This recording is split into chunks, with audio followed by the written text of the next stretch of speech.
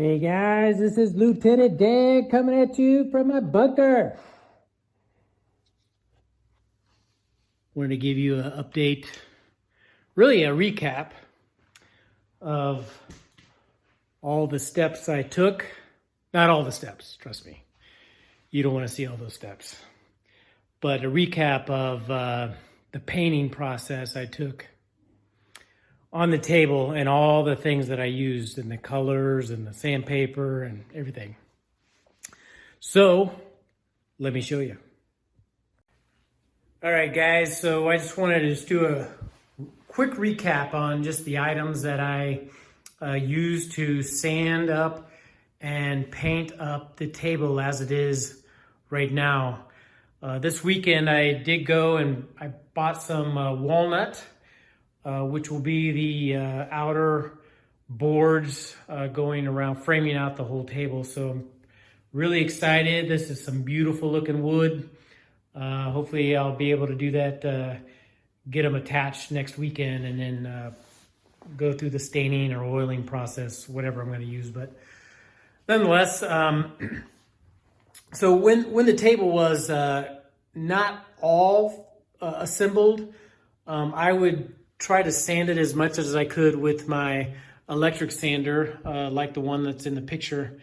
And I would use these stick-on sandpaper deals here, and then give everything a good 150 run through. And then I would actually go all the way to 220 where I could. And then as I progressed and started assembling the table, where the electric sander became near impossible because of all of the little grooves and circular slots and things like that, I would have to, just use the paper, right? Use the paper itself. But hopefully I had done as much as I could up to 220 before I started priming. But if I couldn't, then I would just use use hand where I needed to. Sometimes I made even little templated.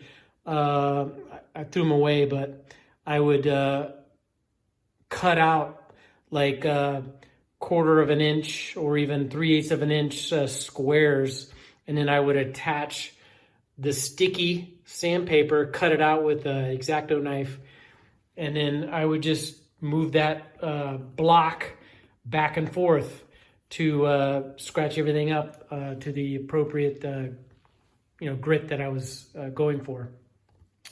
Okay, so then once I had everything to 220, okay, so everything 220, then I would do the first thing, and that is I would use this gray primer. I think a lot of people use this same gray. It's a flat gray on their German pieces.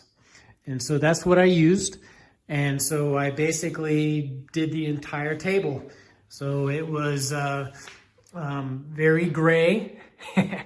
And once I sprayed that first coat, then I would take pretty light. I wouldn't go crazy, but I would use this 220 by hand, and then I would sand off everything to get it smooth, right?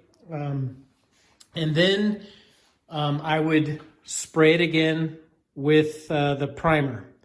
And then on that last primer, after the last primer, then I would do very light on the 400 grit. And when I say light, I mean real light. This was light, but this is very light. So again, it's just to kind of make sure that there's no obvious dents or something like that. If there was, then you have to kind of repeat the process of 150, 220, 400. Okay, so once the entire table was primed 2 times, then I would start the paint process. Now I used 4 different colors plus poly to paint up my table. So the first color that I did was this canyon black, okay? And everything is satin, okay? So this was Canyon Black, and I used Canyon Black in all of the edges around the map to pop the map out, okay? And so because it was already primed, it was ready for me to spray down one coat of the black. And then after that, I would pretty lightly do 220, okay? Again, it was just to kind of work out any rough edges if any existed already. And then I would spray another coat, and then I would very light do 400, and then spray the last coat of black as my final coat, okay? Then I would let that dry, and then I would tape everything off for the next color. The next color was this dark walnut, okay? So it's a very dark brown. And so after I had taped off everything, then I would proceed with the spraying of everything. That includes the bottom, and then also all the dark brown that you see all the way around the table. So I would do that one coat. I would go over light with 220, spray again, and then after it dried, then I do very light 400, and then I would spray again. So it's almost like there was 3 coats of paint.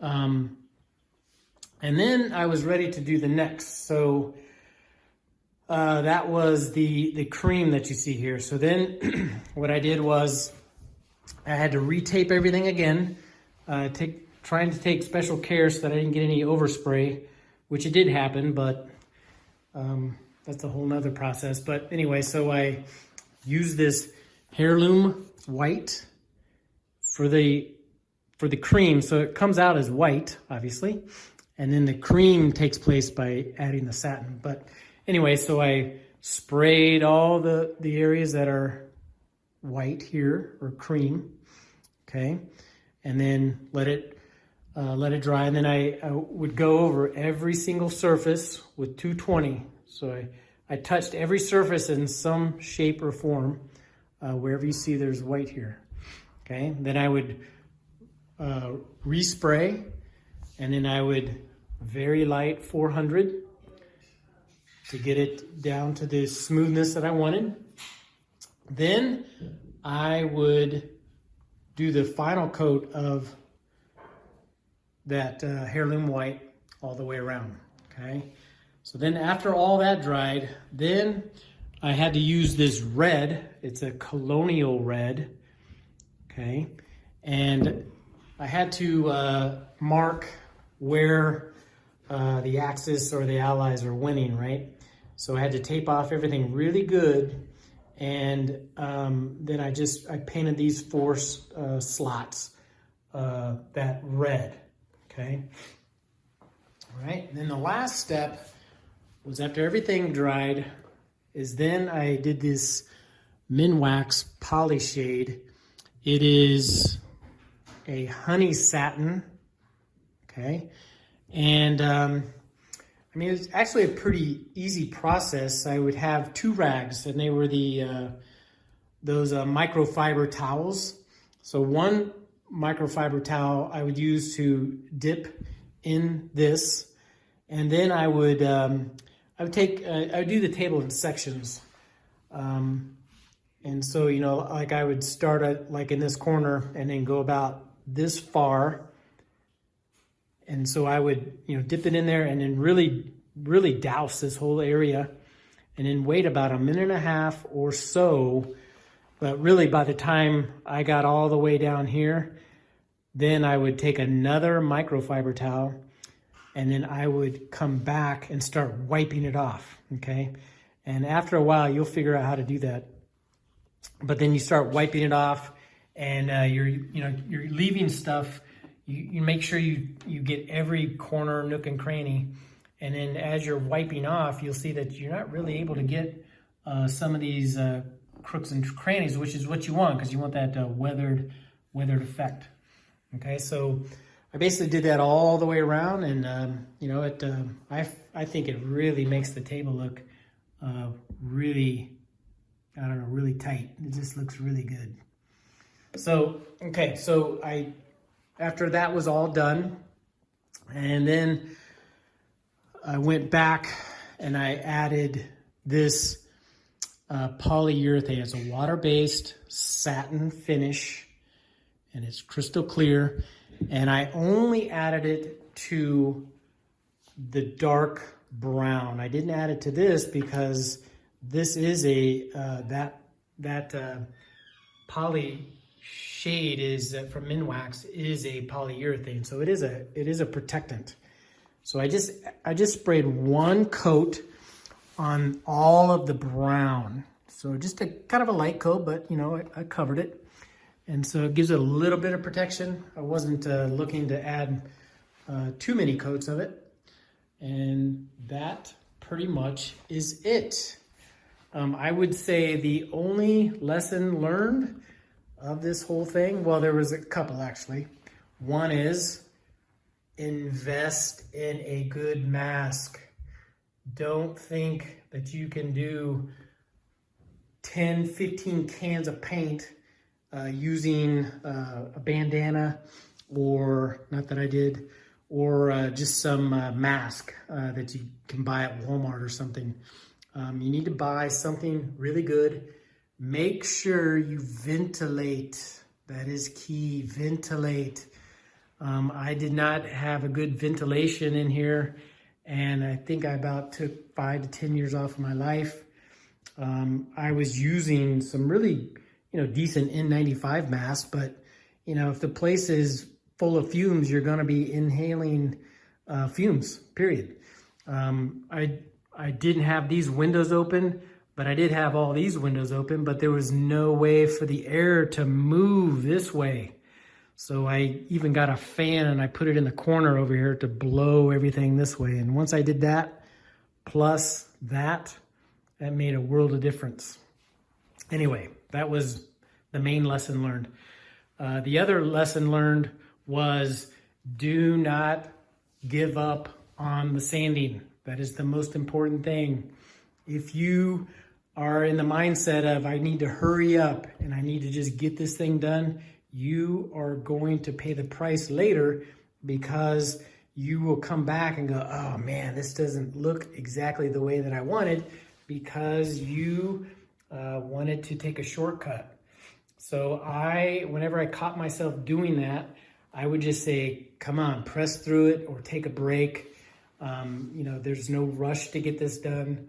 And I would make sure that I just did exactly what I told you about, you know, following each step, making sure that it was to the smoothness that I wanted.